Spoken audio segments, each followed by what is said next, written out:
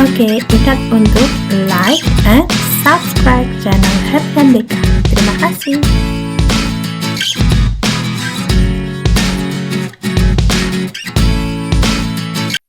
Oke, kita akan belajar tentang permasalahan yang berkaitan dengan pertidaksamaan nilai mutlak. Untuk contoh yang pertama, misalkan pada suatu ruangan penelitian, itu suhunya harus tetap terjaga 25 derajat Celcius dengan batas toleransi 3 derajat. Nah, agar tidak lewat batas ya, dipasangi alarm. Kalian diminta untuk menentukan batas suhu dalam ruangan. Langkah pertama apa sih yang harus kita lakukan? Iya, kita misalkan dulu ya, misalkan suhu ruangan itu T. Kemudian ada kata kunci apa? Kata kuncinya ini. Alarm tidak akan menyala jika dia masih di dalam toleransi kan. Ya. Alarm tidak boleh menyala. Agar alarm tidak menyala, berarti tidak boleh melewati batas toleransi. Betul ya. Artinya apa? Dia itu maksimalnya kan kita bisa hitung ya. Yang namanya toleransi itu kan bisa lebih bisa kurang. Bisa lebih dari 25, bisa kurang dari 25. Sebanyak berapa itu? Sebanyak 3 derajat. Nah, itu juga sebenarnya bisa kita katakan dia pertidaksamaan nilai mutlak ya. Ya, karena dia selisih. Ya, dapat dikatakan selisih karena bisa nambah, bisa kurang. Nah, kalau dia bisa nambah bisa kurang, berarti kita bisa hitung ya.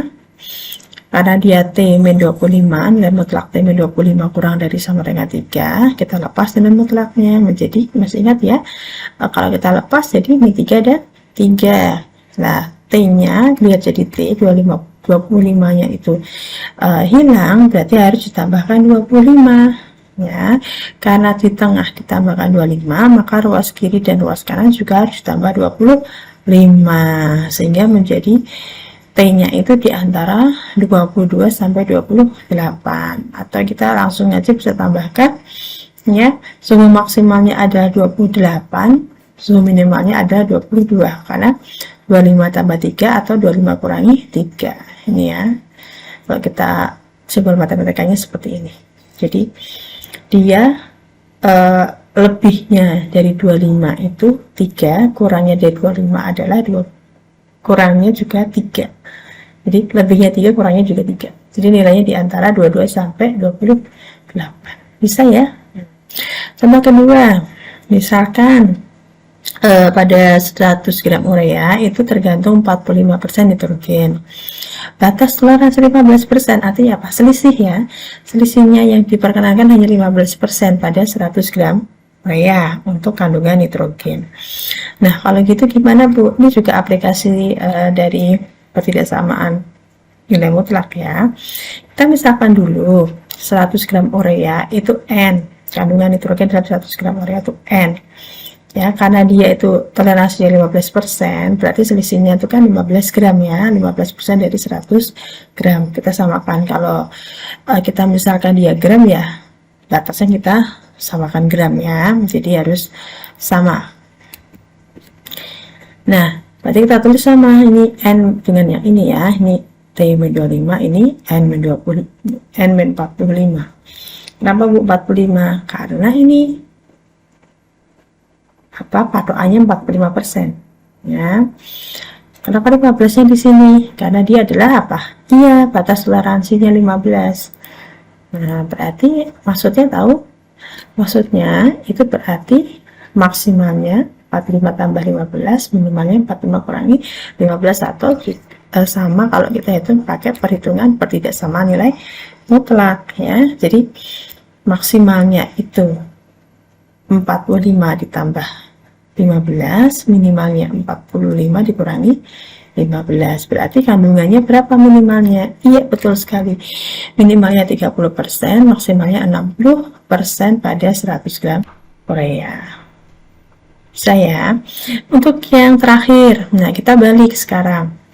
Misalkan ada ibu guru ya, itu minta siswanya mengukur keliling jam dinding yang ada di kelas misalkan dengan seutas tali.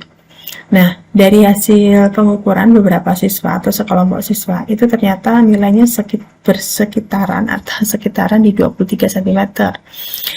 Kemudian ada kelompok yang mengukur paling panjang itu 23,7 cm, kemudian yang terpendek 22,3 cm.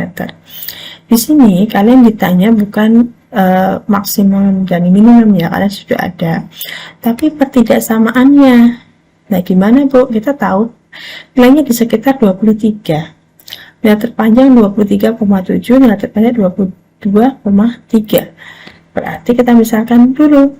Nah, panjang tali setelah pengukuran keliling itu kita misalkan P. Panjang maksimumnya tadi 23,7, minimalnya adalah 22,3. Berarti, nah, kita harus nyatakan seperti ini ya. Kita balik nilainya.